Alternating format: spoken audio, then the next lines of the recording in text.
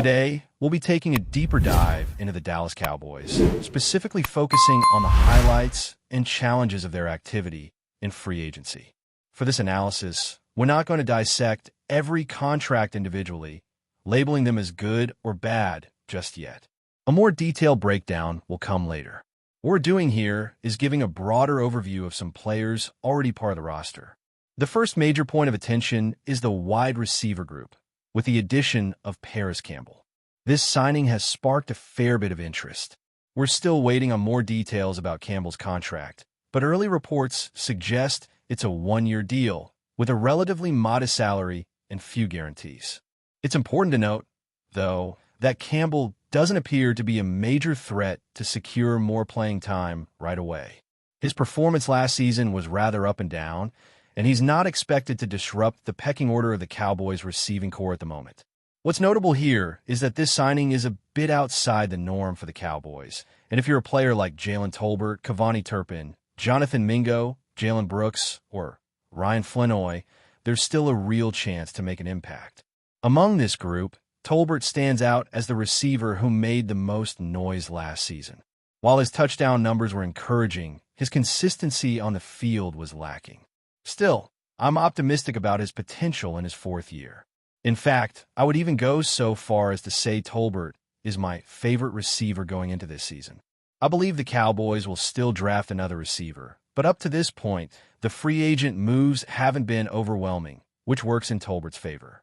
Turpin, on the other hand, signed a contract extension for a few years, and now we'll see if he'll get more opportunities. Personally, I have my reservations about him. I see Turpin more as a player who can make an impact with lateral plays rather than as a vertical threat, but he could still find a role on this team. Jonathan Mingo, while not particularly impressive so far, could take advantage of the shifts in the wide receiver group. He was given a decent number of passes last year, but his drop rate was high, and the accuracy of the passes wasn't great either. Let's also remember that Mingo was drafted in the 4th round, which doesn't indicate an overwhelming amount of confidence in him. So he'll need to make some serious strides if he wants to become a key player in this group. Ryan Flinoy, selected in the 3rd day of last year's draft, is fighting for a spot, just like Jalen Brooks, who was a 7th-round pick 2 years ago. The fewer players the Cowboys bring in, especially those with high salaries or early-round draft picks, the better the chance for players like Brooks and Flinoy to make the roster. However, I'd wager that at least one of these two may not be part of the active roster, unless injuries create opportunities. Many of us were hoping for a bigger-name receiver, but that hasn't materialized just yet. Now, I'd love to hear your thoughts on the wide receiver group and how confident you feel in them. Feel free to rate the group on a scale of 1 to 10 in the comments. Moving on, Tyler Gayton and Terrence Steele have also been major points of discussion in free agency. The Cowboys have shown a lot of positive feedback on both players' performances. There's been public praise for Gayton and Steele, and the organization has expressed their appreciation to the press as well. No new additions have come in to challenge these guys, so the focus seems to be on keeping Gayton and Steele in the fold. It's also worth noting that players like Cooper BB and Tyler Gayton have been putting in the work in the gym on a daily basis. Gayton, in particular, has been very committed to his physical regimen, which is promising. That being said, I do believe Clayton and Connor Riley have been vital to the development of the team, and the results are showing. It's true that there's a possibility the Cowboys are just saying all the right things to the public while their actions might suggest something different. But for now, there's no indication that the team is uncomfortable with starting the season with Gayton and Steele in their respective roles. We all know Gayton needs to improve, though. He was penalized far too much last year, and that's something that simply can't continue. It's unacceptable to rack up more than 1 penalty per game. That needs to be reduced if the Cowboys are going to feel confident about his performance. If they can clean up the penalties, I think we'll all feel more at ease with Gayton's development, and he'll continue to improve as he gets more reps. The coaching staff should be a great help to both Gayton and Terrence Steele. I have a feeling Clint Clayton Adams believes he can get more out of Steele than the previous coaching staff did. Adams has already expressed similar opinions, and while there is risk involved, the Cowboys invested a first-round pick in a tackle. So, I don't disagree with the team's decision to give these two a shot, and if things don't work out, there's always next year to reassess the situation. Let's now turn our attention to Will Grier, who currently holds the backup quarterback position. At this point, there's no other quarterback on the roster besides Dak Prescott and Grier. With Cooper Rush heading to Baltimore and the return of Trey Lance still up in the air, the Cowboys have limited options for the second-string quarterback role. I do think the team may opt to bring another player, but as it stands, Grier has essentially gone from a depth signing to the Cowboys' backup quarterback for the time being, making him an unexpected winner, at least for now. That said, things could change in the future. As it stands, the team is in a bit of a transition at quarterback, but Grier is the clear second in line.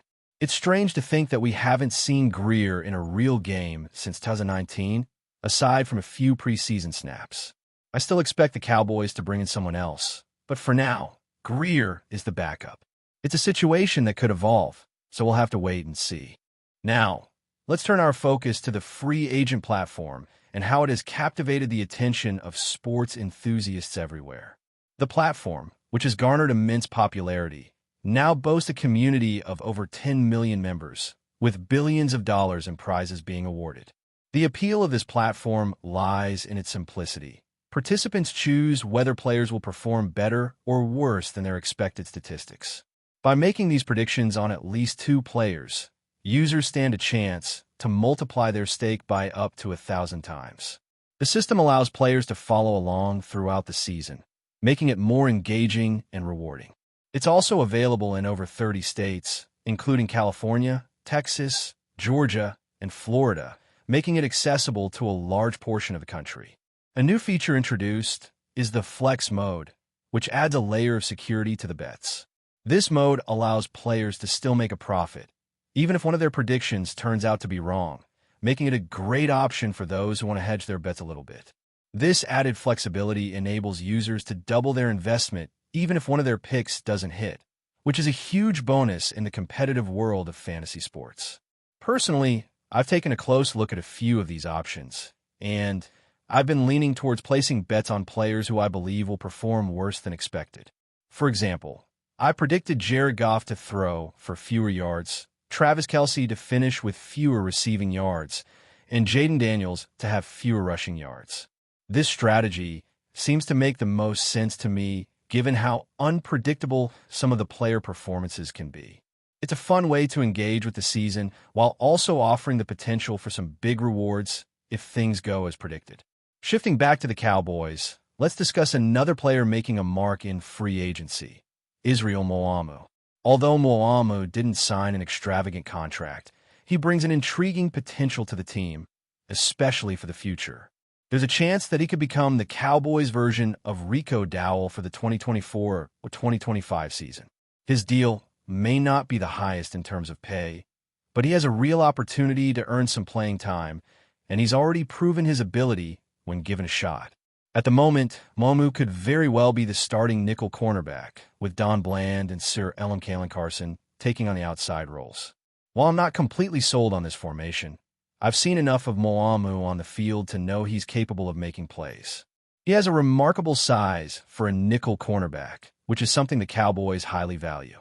He's taller than most players in that position, which could give him an edge in certain matchups. I'm excited to see how he performs if given the chance, although I'm not ruling out the possibility of the Cowboys adding another nickel corner if someone really catches their eye. Still, Moamu's upside is something worth paying attention to, and he could be one of the surprise standouts from this free agency class if things break his way. As we continue to evaluate the Cowboys' free agency moves, we're left to wonder who might emerge as a true winner in this phase.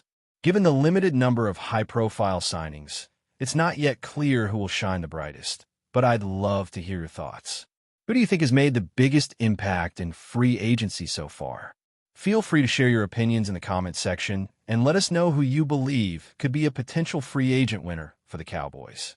On the flip side, let's take a look at some of the losers from the Cowboys' free agency moves. One of the biggest concerns surrounding the team right now is their financial situation. While the Cowboys have signed several players and explored a number of external free agents, the specifics of some of these contracts remain unclear. Currently, the team has around $40 million in cap space, with some estimates putting it closer to $38 million.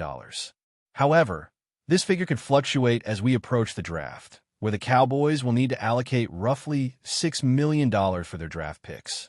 While the Cowboys have plenty of financial resources available, they haven't used that money aggressively, which has been a pattern for the organization in recent years. It's been a long time since they won a bidding war for a free agent, and many feel that the team is playing it too conservatively when it comes to making moves in free agency. With a significant chunk of cap space still open, it seems like the Cowboys have been reluctant to spend it. The question is whether they're simply holding back or if they're waiting for a bigger opportunity down the line. When we consider the actual free agent losses, there have been a few key names that got away. Sources have indicated that the Cowboys showed significant interest in one player, only for him to sign a 3-year, $36 million deal with another team. Another player received a 3-year, $31.5 million contract from a rival club. Despite the Cowboys' efforts, neither of these players ended up with Dallas, signaling that the team is struggling to win these contract battles. It's been quite some time since they secured a big-name player in free agency, and the reluctance to pull the trigger on some of these deals is becoming a point of frustration for fans and analysts alike. The Cowboys have been too cautious in their approach, and it's starting to show. Micah Parsons is a player that's been at the center of attention lately, and there's a sense that the Cowboys may not have handled the situation as well as they could have. If they had been proactive about renegotiating his contract last year, they could have avoided this growing tension. Now, with the market continuing to grow, the price tag for Parsons has only increased. As it stands, it looks like his next contract could be worth around $40 million, with roughly 70% of that being guaranteed, which would set a new benchmark for the team. While this deal still seems likely to happen, it's unclear when the Cowboys will act on it. It's also worth noting that this situation has larger implications for the team's overall financial management. If the Cowboys had taken care of Parsons' contract earlier, they might have been able to make more aggressive moves in free agency. Instead, they've let the situation drag on, which could prove costly in the long run. Lastly, the running back position remains a bit of a puzzle for the Cowboys, especially with the recent acquisition of 2 new players in this position. While these contracts don't guarantee anyone a spot on a roster, it's clear that the team will draft at least one more running back. The player currently on the roster in question has had some opportunities to make plays, but has been inconsistent. He didn't receive the ball regularly, and due to his stature, concerns about his ability to perform at a high level have only grown. The uncertainty surrounding his future is compounded by his limited role in special teams, which makes it harder to justify keeping him around as the 3rd running back. It's a challenging situation, and it remains to be seen whether this player will make the roster come September. But before we continue, don't forget to subscribe to our channel and give this video a like. Your support helps us keep bringing you the latest updates on the Dallas Cowboys. Feel free to share your thoughts on the news in the comments as well. Could one of the Dallas Cowboys' biggest defensive playmakers be heading to a bitter rival? Rumors are swirling that Trevon Diggs, the standout cornerback who has been a key piece of the Cowboys' secondary, might be on his way out, and the destination could shake up the NFC East landscape in a major way.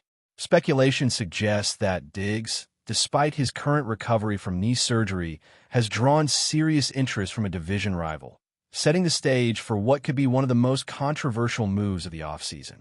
The Cowboys, known for their aggressive approach to roster building, signed Diggs to a 5-year, $97 million extension in 2023. However, financial flexibility and defensive depth could push Dallas toward making a difficult decision. If the front office believes it can replace Diggs' production with younger, more cost-effective options, trading him could become a strategic move. But letting go of a player with 18 interceptions in his first 3 seasons would not come without major repercussions, especially if he lands with a rival looking to exploit his talent against the Cowboys. Among the teams reportedly eyeing Diggs, the Philadelphia Eagles and Washington Commanders stand out as potential suitors. The Eagles, fresh off another deep playoff run, are always in search of elite defensive backs to complement their high-powered offense. Meanwhile, the Commanders, under new ownership and a revamped front office, could view Diggs as a cornerstone player in their rebuilding efforts. Either move would send shockwaves through the league, instantly intensifying long-standing divisional feuds. Diggs' presence in a rival uniform would undoubtedly sting for Cowboys fans. Since being drafted in 2020, he has been one of the team's most electrifying defensive stars, capable of turning games around with his ball-hawking abilities. The idea of him lining up against Dallas twice a year, potentially intercepting passes from Dak Prescott, adds an extra layer of drama to what is already one of the most heated divisions in the NFL. As free agency and trade discussions heat up, all eyes will be on the Cowboys front office. Will they shock the league by sending one of their defensive cornerstones to a hated rival? Or will they hold firm and find a way to keep Diggs in Dallas for years to come? Either way, this developing storyline has the potential to be one of the defining moments of the NFL offseason. That's it for this update. If you enjoyed the video and want to keep receiving exclusive news about the Dallas Cowboys, please subscribe to our channel and give this video a like. We always look forward to your comments and opinions. See you in the next video.